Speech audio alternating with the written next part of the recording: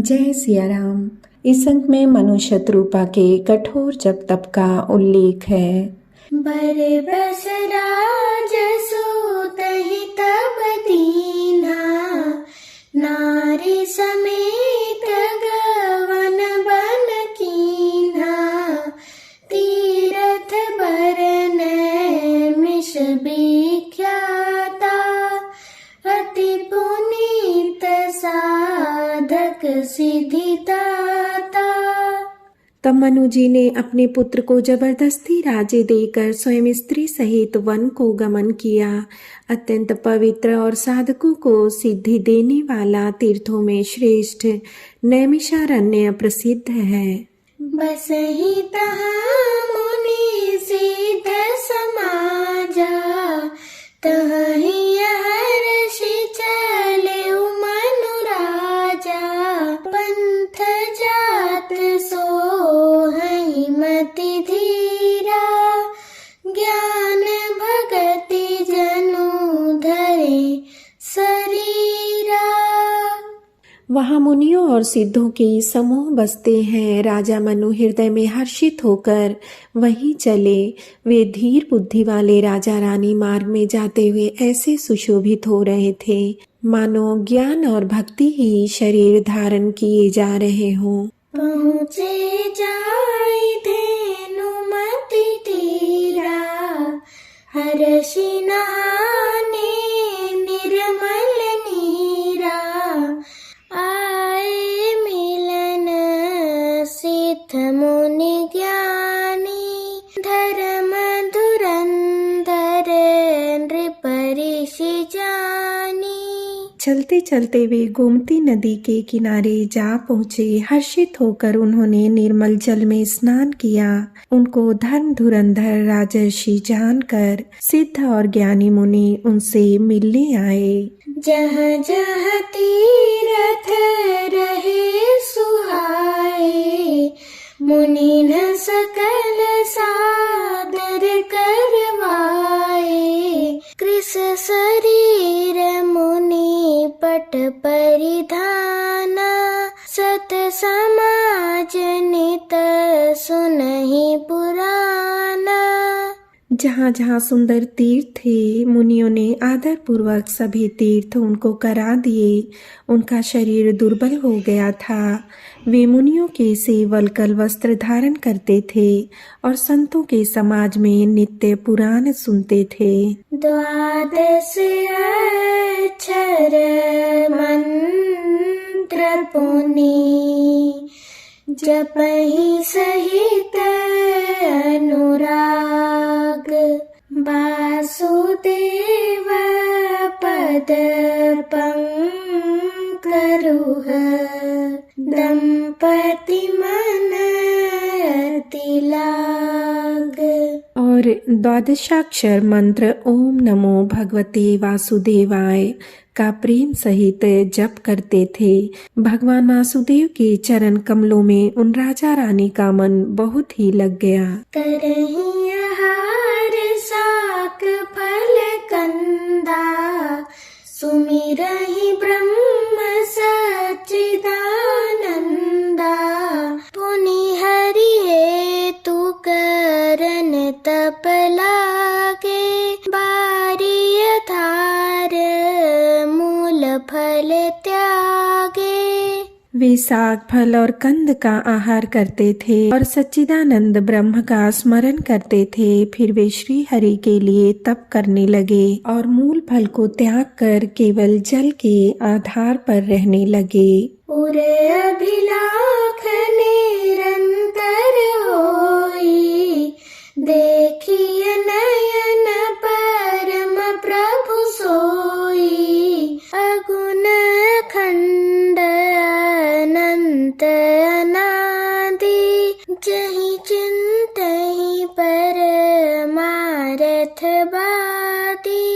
हृदय में निरंतर यही अभिलाषा हुआ करती है कि हम कैसे उन परम प्रभु को आँखों से देखें जो निर्गुण अखंड अनंत और अनादि हैं और परमार्थवादी लोग जिनका चिंतन किया करते हैं। नेति नेति जहि वेद निरूपा,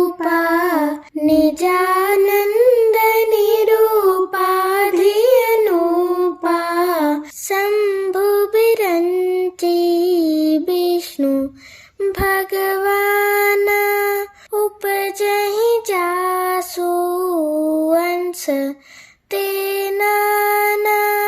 जिन्हें वेद नीति नीति अर्थात यह भी नहीं कहकर निरूपण करते हैं, जो आनंद स्वरूप उपाधि रहित और अनुपम है, एवं जिनके अंश से अनेकों शिव ब्रह्मा और विष्णु भगवान प्रकट होते हैं। ऐसे वो प्रभु सेवक बस हई, भगत हेतु लीला तनु गहई। जायह बचन सत्य श्रुति भाषा, तो हमार पूजी अभिलाषा।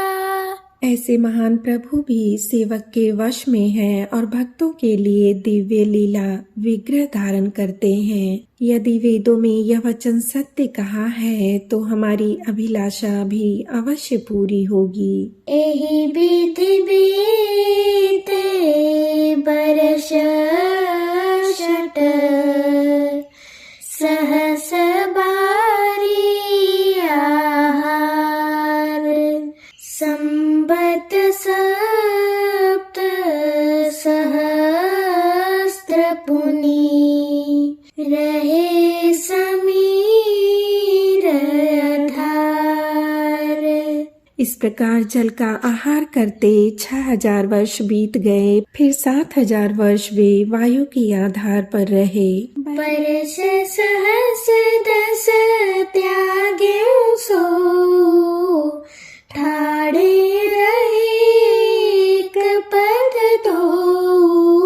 विधि हरिहर तप देखी अपारा, मनु समीप आए बहुबारा। 10,000 वर्ष तक उन्होंने वायु का आधार भी छोड़ दिया। दोनों एक पैर से खड़े रहे। उनका अपार तप देखकर ब्रह्मा विष्णु और शिव जी कई बार मनु जी के पास आए। मांगहु बर बहु भांति लुभाए, परम धीर नहीं चलहि चलाए। अस्थि मात्र होई रहे शरीरा, तदपि मनागम नहीं पीरा।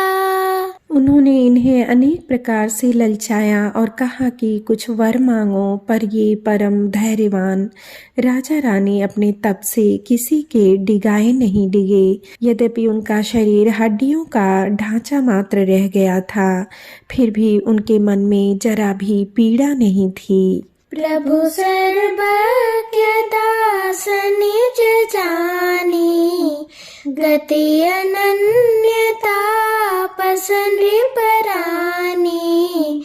मागु मागु बरु भय न भवानी, परम गंभीर कृपामृत सानी। सर्वज्ञ प्रभु ने अनन्य गति वाले तपस्वी राजा रानी को निज दास जाना। तब परम गंभीर और कृपा रूपी अमृत से सनी हुई यह आकाशवाणी हुई कि वर मांगो। मृतक जियावनी गिरा सुहाए, श्रवण रंध्र हुई उर जब आए। हृष्ट पुष्ट तन भय सुहाए, मान हुआ बही भवन ते आए। मुर्दे को भी जिला देने वाली यह सुंदर वाणी कानों के छेदों से होकर जब हृदय में आई, तब राजा रानी के शरीर ऐसे सुंदर और हृष्ट पुष्ट हो गए मानो अभी घर से आए हैं। श्रवण सुधा सम बचन सुनी, पुलक प्रफुल्लित गात।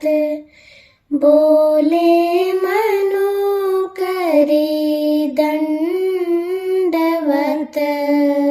प्रेम हृदय समात। कानों में अमृत के समान लगने वाले वचन सुनते ही उनका शरीर पुलकित और प्रफुल्लित हो गया। तब मनु जी दंडवत करके बोले, प्रेम हृदय में समाता न था।